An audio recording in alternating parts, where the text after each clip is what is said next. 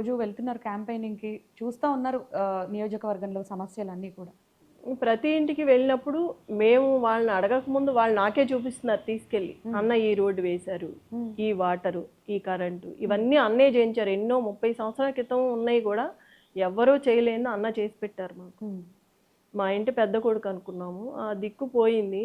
మేము ఇప్పటి నుంచి ఎవరితో చెప్పుకోవాలి మేము? ఎవరు చేస్తారు మాకు ఇంత ప్రాణం పెట్టి? అర్ధరేత్రి అపరేత్రి అన్న అంటే ఫోన్ తీసి మాట్లాడేవాళ్ళు, ఏ పనైనా చేసి పెట్టేవాళ్ళు. ఎవరుంటారు మాకు ఇప్పుడు అట్లా అని ఏడుస్తున్నారు. నేను చెప్పాను, మీ అన్నలాగే నేను కూడా అండగా ఉంటాను, మీకు పనులు చేసి పెడతాను. గోపన్న ఏదైతే మీకు చెప్పి హామీ ఇచ్చి వెళ్ళారో అవన్నీ నేను నెరవేరుస్తానని చెప్తున్నాను. మీరు తప్పక రాజకీయాల్లోకి వచ్చారు అనే వాళ్ళకి సూటిగా మీరు ఇచ్చే సమాధానం ఏంటండి?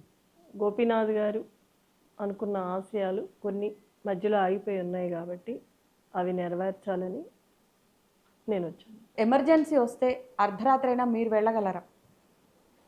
తప్పకుండా వెళ్తాను. భయం అనేదే నాకు ఎప్పుడు మొదటి నుంచి లేదు. నేను నేర్చుకున్నదే అది, భయపడకూడదు ఎప్పుడు ఎవరికి అని. వాళ్ళ గోపన్న ఎలా అయితే వాళ్ళకి అండగా ఉన్నాడో, ప్రతి ఇంటిలో అన్న అని పిలిపించుకునేవాడు, అదే ప్రజలు అందరికీ నేను ఒక సునీతమ్మలా అండగా ఉంటాను. ఆడవాళ్ళకి కష్టం వస్తే ఆడవాళ్ళకే తెలుస్తుంది. కొంతమంది ఆడవాళ్ళు అన్న అంటే చెప్పుకోలేరు.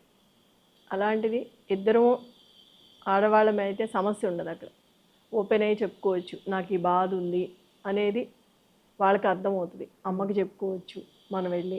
అన్నకంటే అన్నీ చెప్పలేము. ఆ విషయం కూడా నాతో చాలామంది చెప్పారు. అన్నకి ఒకటి చెప్పేవాళ్ళం, రెండు చెప్పేవాళ్ళం కాదు. ఇప్పుడు మీరు ఉన్నారు కాబట్టి, మీరు ఫ్రీగా మాట్లాడుతున్నారు కాబట్టి మేము చెప్పుకోగలుగుతున్నాము అని చాలామంది చెప్పారు నాకు ఆ మాట. నేను కూడా భరోసా ఇచ్చా. అంత ధైర్యం మీకు వచ్చింది నా మీద అనుకున్నప్పుడు, నమ్మకం వచ్చింది కాబట్టి మీరు ఏ చిన్నదైనా నాతో చెప్పుకోవచ్చు, నేను ఆ సమస్య తీరుస్తాను, మొహమాట పడొద్దని చెప్పాను. ప్రతి ఇంట్లో పిల్లలు ఉంటారు, పెద్దవాళ్ళు ఉంటారు, అందరూ ఉంటారు. మన ఇళ్ళలో ఎవరైనా పెద్దవని, చిన్నవని, పిల్లలవని ఏదన్నా బాధ కలిగినప్పుడు అమ్మ అని అనుకుంటారు. అమ్మకే చెప్పుకోవాలనుకుంటారు ఫస్ట్, సెకండే నాన్న.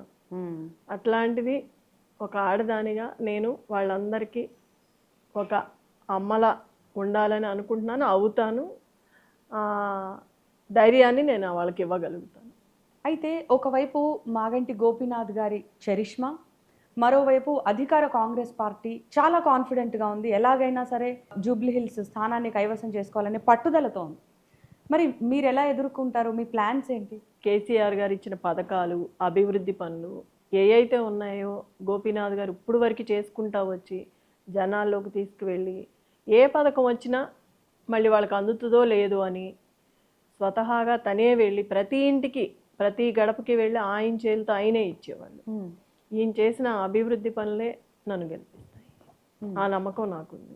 ఆ గోపన్న ఒక మాట చెప్పేవాళ్ళు ఇప్పుడు, జనాలకు మనము ఎప్పుడు ఏ కష్టం వచ్చినా అండగా ఉంటే, మనకు కష్టం వచ్చినప్పుడు ఆ ప్రజలే మనకు అండగా ఉంటారు.